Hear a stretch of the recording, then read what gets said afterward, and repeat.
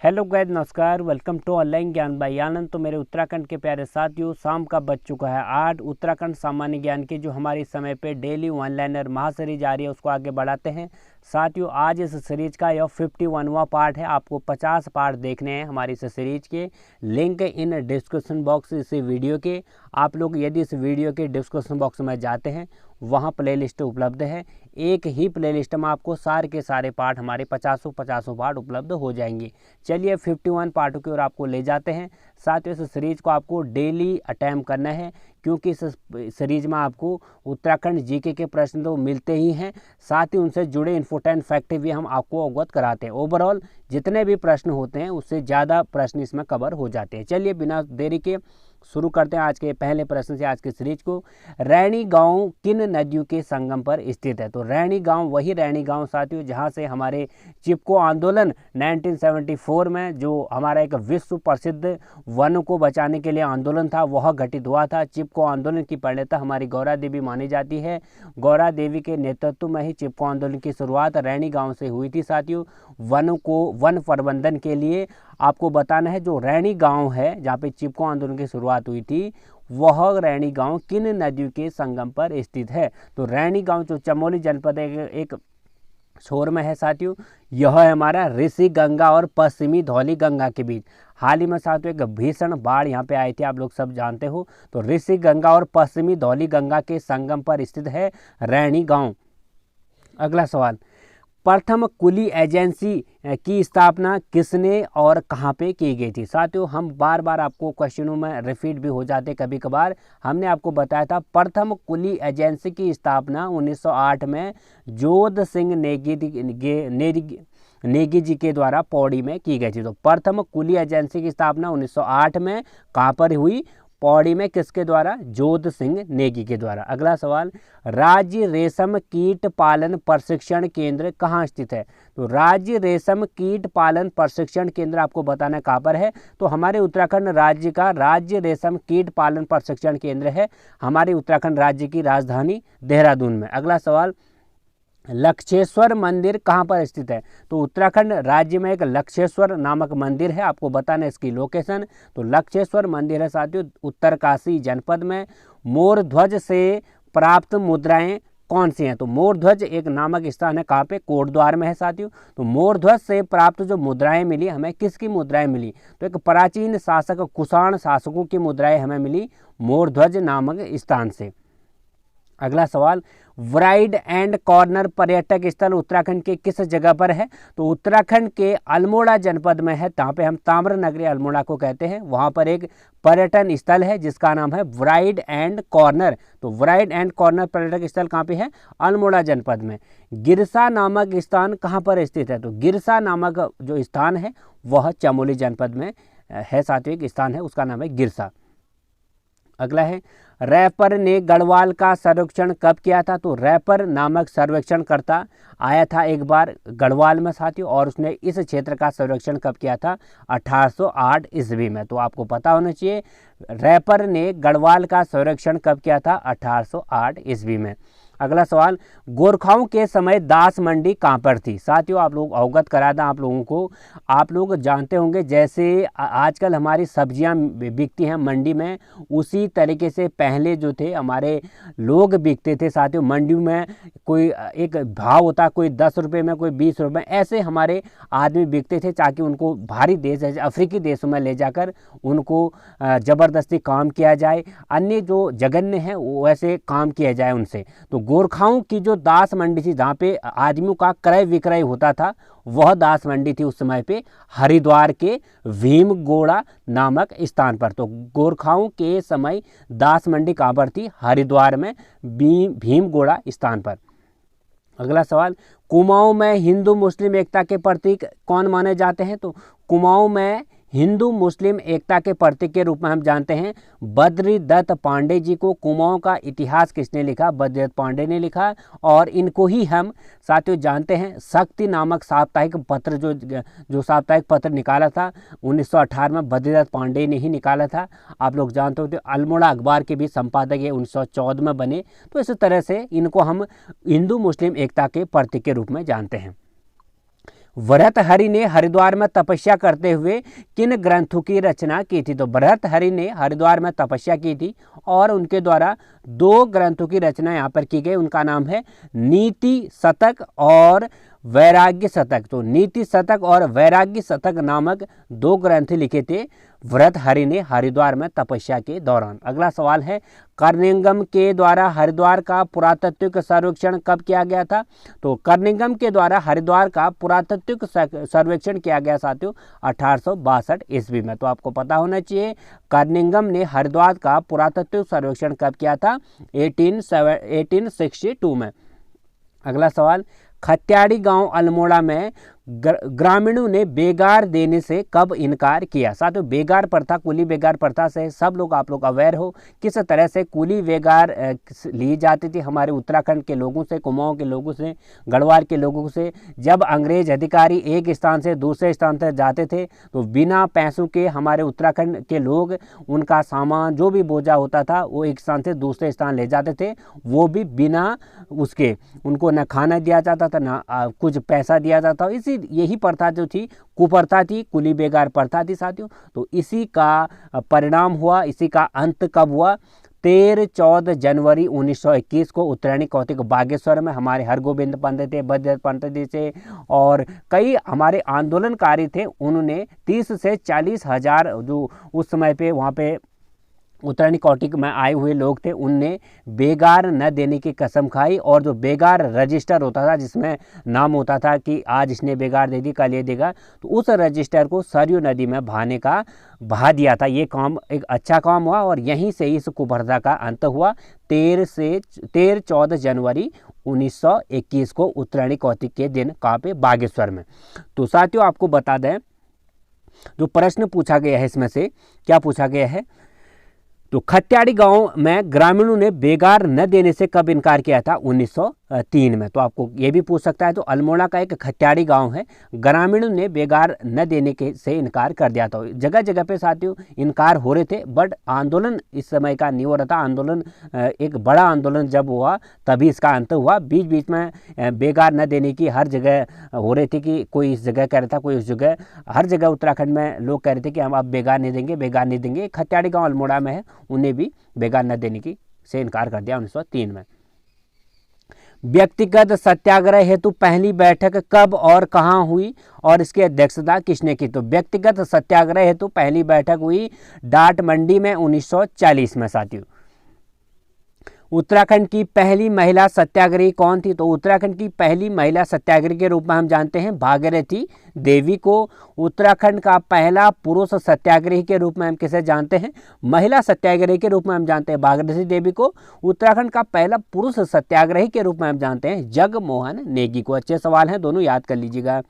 गांधी जी ने उत्तराखंड में चल रहे व्यक्तिगत सत्याग्रह पर प्रतिबंध क्यों लगा दिया था? तो गांधी जी ने उत्तराखंड में चल रहे व्यक्तिगत सत्याग्रह पर प्रतिबंध इसलिए लगाया था क्योंकि उत्तराखंड में उस समय पे एक ढोला पालकी नामक कुप्रथा थी साथियों, जिससे हमारे उत्तराखंड आए हमारे गांधी जी काफ़ी नाराज थे। क्योंकि उस समय जो थे हमारे शिल्पकार लोगों को जब विवाह के अवसर पर जो वर वधू होते हैं शिल्पकार लोग, जब उनका विवाह होता था तो उनको ढोला पालकी जो पालकी होती है साथ विवाह के अवसर पर जहाँ पे वर वधू बैठते हैं उनमें बैठने का हक नहीं था शिल्पकार लोगों को।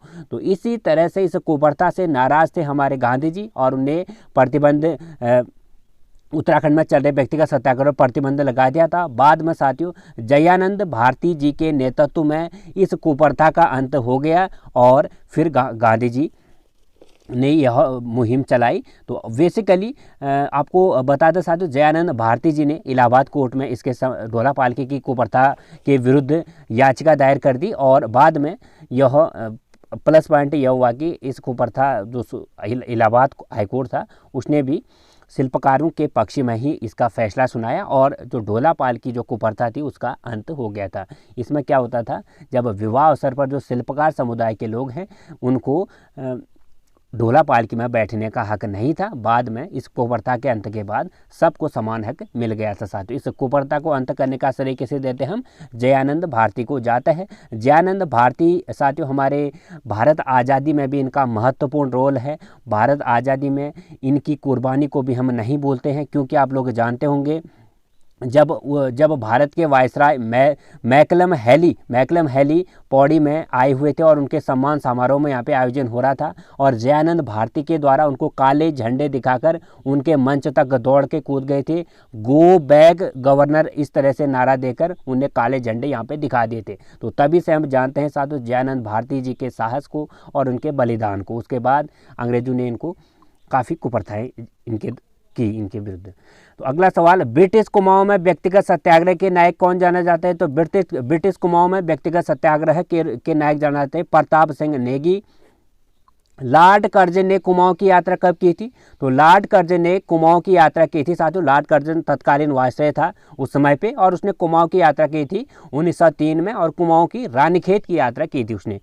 कुली वेगार खत्म करने हेतु कुमाऊं परिषद के कौन से अधिवेशन में निर्णय लिया गया? साथियों आप लोग जानते होंगे कुली वेगार खत्म करने के लिए अंतिम अधिवेशन हुआ था हमारा, चौथा अधिवेशन तो 7 हुए थे, जो चौथा अधिवेशन था उसी में ही निर्णय लिया गया कि अब कुली वेकार प्रथा के लिए एक बड़ा कदम उठाया जाए। तो यह जो चौथा अधिवेशन था कुमाऊं परिषद का, यह हुआ था साथियों काशीपुर में 1920 में। तो 1920 में हरगोविंद पंत की अध्यक्षता में कुमाऊं परिषद का अधिवेशन हुआ था चौथा काशीपुर में, और इसी में ही एक बड़ा फैसला लिया गया कि उत्तरायणी कौतिक आने वाला है 13-14 जनवरी 1921 को। उस दिन सभी जो श्रद्धालु हैं यहाँ आए रहेंगे, उनको सब बता दिया जाएगा। तो उसी दिन साथियों इसमें निर्णय लिया गया और इस कुप्रथा का अंत उसी दिन हो गया था फिर।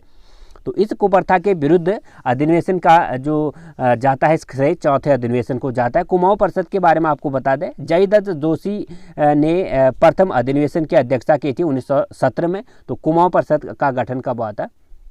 1917 में। और प्रथम अधिवेशन किसके द्वारा किया गया? के अध्यक्ष कौन थे? जयदत्त जोशी जी। जयदत्त जोशी थी इसके प्रथम अधिवेशन के अध्यक्ष थे। अगला है साथियों इसमें तुंगनाथ मंदिर किस पर्वत पर स्थित है? तो तुंगनाथ मंदिर को हम जानते हैं साथियों चंद्रशिला पर्वत जो रुद्रप्रयाग में स्थित है। तो तुंगनाथ मंदिर ऐसा हमारा एक मंदिर है जो विश्वविख्यात मंदिर है, क्योंकि सर्वाधिक ऊंचाई पर स्थित शिव मंदिर है हमारा तुंगनाथ मंदिर, जो चंद्रशिला पर्वत पर स्थित है, सर्वाधिक ऊंचाई पर है। जो कहाँ पर है? रुद्रप्रयाग में। हिमगंगा नदी का उद्गम स्थल कहाँ से है? तो सिक्खों का पवित्र स्थल हेमकुंड साहिब से निकलती है हमारी हिमगंगा। तो हिमगंगा नदी का पवित्र स्थल कौन सा है? हेमकुंड साहिब। अगला सवाल है, मारछा जनजाति का ग्रीष्मकालीन अवकाश कहाँ था? तो मारछा जनजाति का ग्रीष्मकालीन अवकाश कहाँ था साथियों?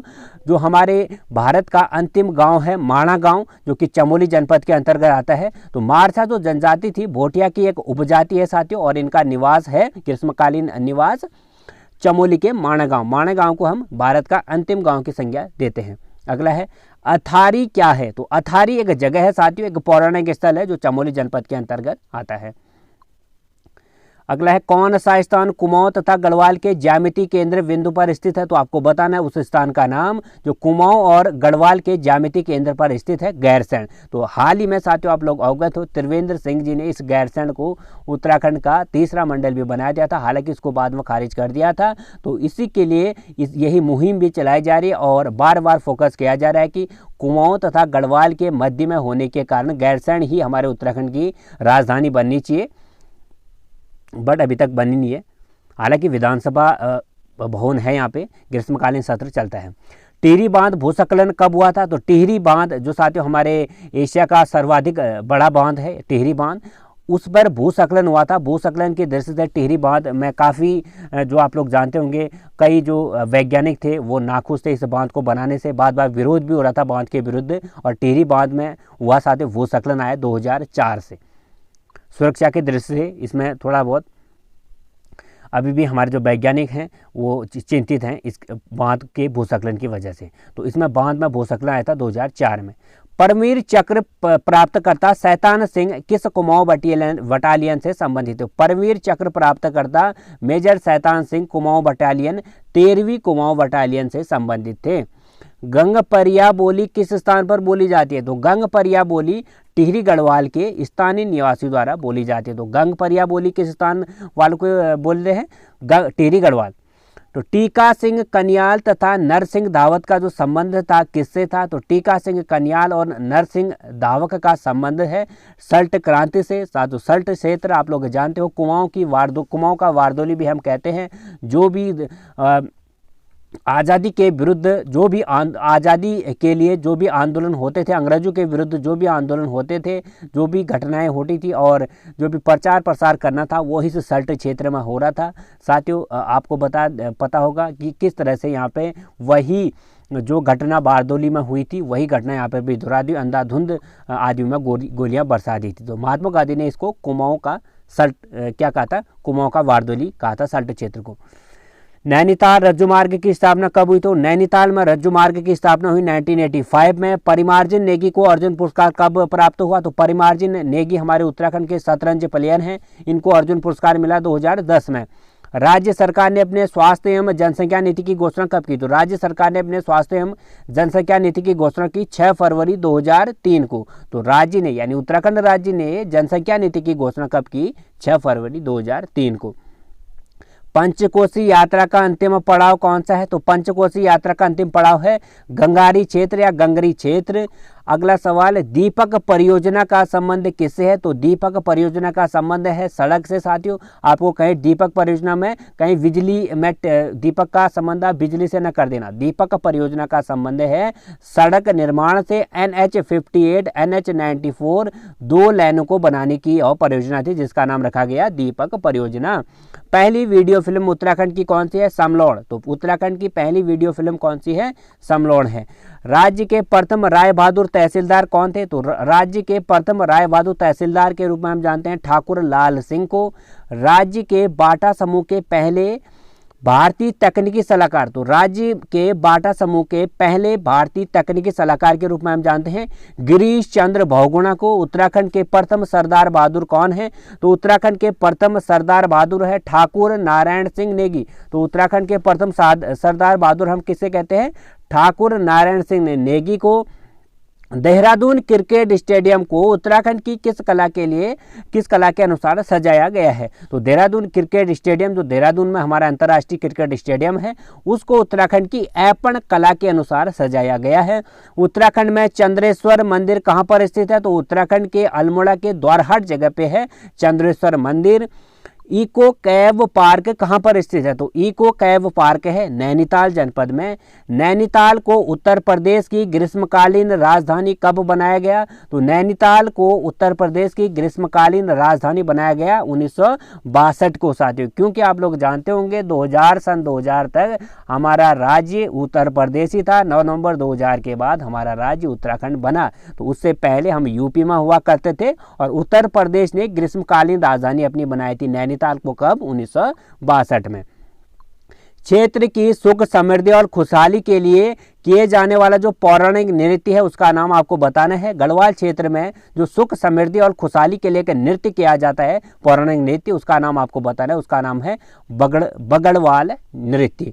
राज्य का प्रथम म्यूजिक वीडियो एल्बम झुम्पा के निर्माता कौन है? तो राज्य का प्रथम म्यूजिक वीडियो एल्बम था झुम्पा, उसके निर्माता का नाम आपको बताना है। तो झुम्पा एल्बम के निर्माता हैं गणेश विरान। साथियों प्रश्न को समझो, उत्तराखंड राज्य का पहला म्यूजिक वीडियो एल्बम यानी जिसमें वीडियो भी नाच भी रहे और गा भी रहे तो म्यूजिक वीडियो एल्बम झुम्पा था, उसका निर्माता कौन था? गणेश विरान।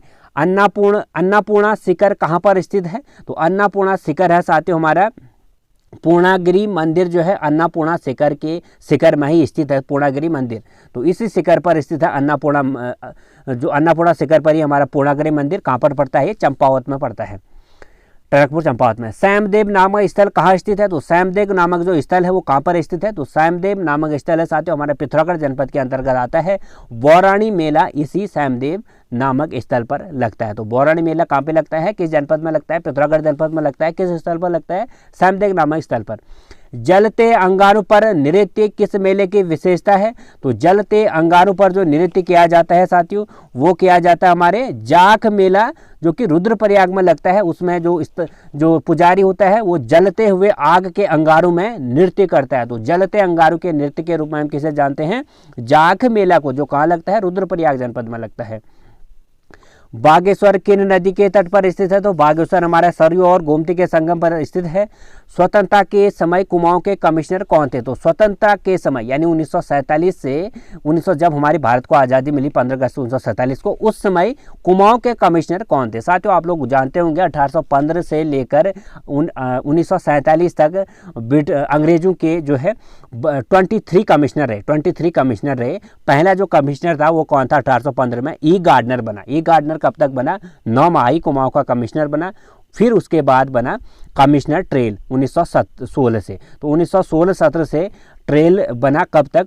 1816 से कब तक बनाए? 1835 तक। तो उस तरह से इसे बदलाव होते गए साथियों। तो टोटल जो कमिश्नर बने आज़ादी तक, भारत आज़ादी को मिलने तक 23 बने। 24वां बना हमारा भारत का आज़ादी के मिलने के बाद। उनका नाम भी कभी कभी पूछ देता है, आज़ादी मिलने के बाद कुमाऊं का कमिश्नर कौन बना? तो ये भी कभी कभी सवाल आ जाता है। तो आज़ादी मिलने के बाद कुमाऊं का कमिश्नर बना KL मेहता। तो आज़ादी मिलने के बाद कुमाऊं का पहला कमिश्नर कौन बना? KL मेहता। पहले के कौन कमिश्नर थे? पहले के कमिश्नर थे हमारे साथियों अंग्रेज लोग। तो स्वतंत्रता के समय W फिनले हमने बता दिया। ऊटी बैंक डकैती में उत्तराखंड के क्रांतिकारी कौन थे? तो ऊटी बैंक डकैती में उत्तराखंड के क्रांतिकारी थे बच्चूलाल भटजी। नैनीताल स्थित राजभवन का निर्माण कब हुआ? तो नैनीताल में राजभवन का निर्माण किया गया 1897 इसमें।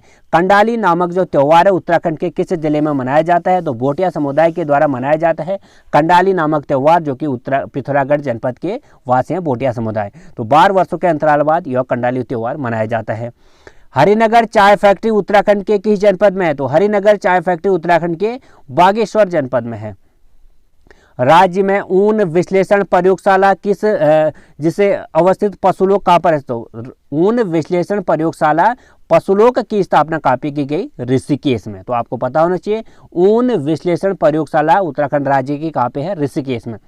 जौलजीबी मेला 1914 में जिसकी शुरुआत हुई थी, उसका शुरुआत करने का श्रेय किसे जाता है? तो जौलजीबी मेले की शुरुआत जो पिथौरागढ़ जनपद का फेमस मेला है साथियों, काली और गौरी नदी के संगम पर यह मेला लगता है। हाल ही में संपन्न हुआ है इस 2021 में भी। तो जौलजीबी मेला 1914 में शुरू हुआ। किसके द्वारा इसकी शुरुआत की गई? गजेंद्र बहादुर पाल ने 1914 में जौलजीबी मेले की शुरुआत काली और गौरी नदी के संगम पर की। अल्मोड़ा में झंडा सत्याग्रह का नेतृत्व किसने किया? तो अल्मोड़ा में झंडा सत्याग्रह का नेतृत्व किया मोहन जोशी के द्वारा।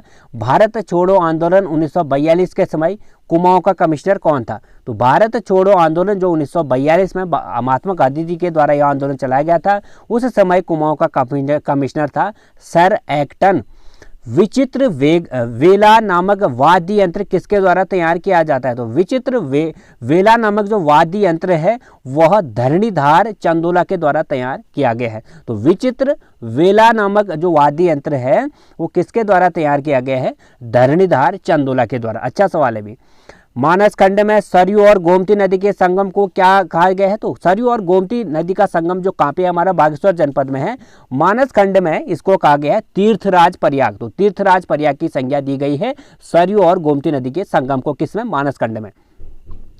प्रथम भारतीय कुमाऊं कमिश्नर कौन था? तो प्रथम भारतीय कुमाऊं कमिश्नर था HS जोशी। तो प्रथम HS जोशी नहीं साथियों, KL मेहता। ये अच्छा सवाल है, थोड़ा इसमें गलत दे रखा है। तो प्रथम भारतीय कुमाऊं कमिश्नर था KL मेहता। कुमाऊं में न्याय की देवी के रूप में पूजी जाती है। तो कुमाऊं में न्याय की देवी के रूप में हम पाते हैं जिया रानी को। तो कुमाऊं में न्याय की देवी के रूप में पूजी जाती है जिया रानी। उत्तराखंड का सबसे पुराना स्नातक, तो उत्तराखंड का सबसे पुराना ग्रेजुएट महाविद्यालय कौन सा है? तो उत्तराखंड का सबसे पुराना जो स्नातक महाविद्यालय है DAV PG कॉलेज देहरादून है, जिसकी स्थापना साथियों सबसे पुराना महाविद्यालय के रूप में हुई है। गढ़वाल का दानवीर कर्ण किसे हम कहते हैं? तो गढ़वाल का दानवीर कर्ण कहा जाता है घनानंद खंडूरी को। कभी पूछा जाए गढ़वाल का दानवीर कर्ण कौन है? घनानंद खंडूरी है गढ़वाल का दानवीर कर्ण। जनरल डायर को कब गोली और किसने मारी थी? तो जनरल डायर को लंदन में ही जाकर, जहाँ पे जनरल डायर, जो साथियों आप लोग जानते होंगे जलियांवाला जो बाग कांड हुआ था 13 अप्रैल 1919 को जलियांवाला नामक जगह पे जो पंजाब में है, वहाँ पर आंदोलन कर रहे, आज़ादी के लिए आंदोलन कर रहे लोगों पर अंधाधुंध फायर बरसाने का जो ऑर्डर दिया था जनरल डायर ने ही दिया था। तो उस जनरल डायर को उधम सिंह ने, राजा उधम सिंह ने उनके ही घर जाकर, लंदन में ही जाकर 13 मार्च 1940 को गोली से उड़ा दिया था। तो उनका नाम है उधम सिंह। पथिक पत्रिका का संपादन किसने किया था? तो पथिक पत्रिका का संपादन किया था जयानंद भारती जी ने। उत्तराखंड में किस मंदिर में देवी की मूर्ति के स्थान पर लिंग की पूजा की जाती है? तो भुवनेश्वरी जो मंदिर है पौड़ी जनपद में, वहां पर देवी की मूर्ति के स्थान पर लिंग की पूजा की जाती है। तो मनना बुग्याल कहां पर स्थित है? तो मनना बुग्याल है मनड़ा। तो मनड़ा बुग्याल है रुद्रप्रयाग के मद महेश्वर जो मंदिर है साथियों, उसके आसपास ही है मनड़ा बुग्याल।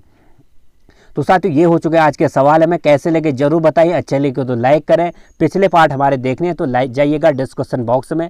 आप लोग वीडियो के अंत तक आ गए हो तो कमेंट सेक्शन में जरूर अपने आप को मेंशन करें। साथियों वीडियो अच्छे लगे तो लाइक करें, नए हो तो चैनल को सब्सक्राइब, बगल में बेल आइकन ऑन भी जरूर करें। साथ ही अपने 4 दोस्तों को शेयर करना भी मत भूलिएगा। फिर लाऊंगा मैं ऐसे सीरीज आपके सामने। धन्यवाद। God bless you.